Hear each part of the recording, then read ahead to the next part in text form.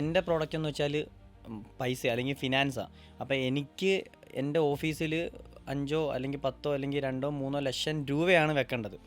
ഒരു ഗ്രോസറി ഷോപ്പിനെ സംബന്ധിച്ച് അവരുടെ പ്രോഡക്ട്സ് ഉണ്ട്, അതാണ് അവർക്ക് അവിടെ സ്റ്റോക്ക് ചെയ്യേണ്ടത്. അവർക്കവിടെ പൈസ 1 രൂപ ഇല്ലെങ്കിലും കുഴപ്പമില്ല.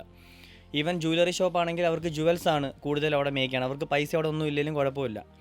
ഈവൻ എന്ത് ബിസിനസ് ആണെന്നുണ്ടെങ്കിലും നമ്മളിലെ ഇന്നിപ്പോൾ ബിസിനസ് തുടങ്ങി, എനിക്ക് നാളെ അതിൻ്റെ പ്രോഫിറ്റ് വേണം, അല്ലെങ്കിൽ അടുത്ത മാസം അതിൻ്റെ പ്രോഫിറ്റ് വേണം, ആ ഒരു ചിന്താഗതിയൊക്കെ ആദ്യം കളയണം.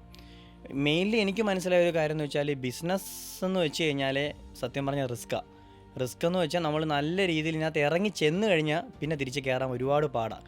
പേഷ്യൻസ് എന്ന് പറഞ്ഞൊരു സംഭവം കീപ്പ് ചെയ്തേ പറ്റത്തുള്ളൂ.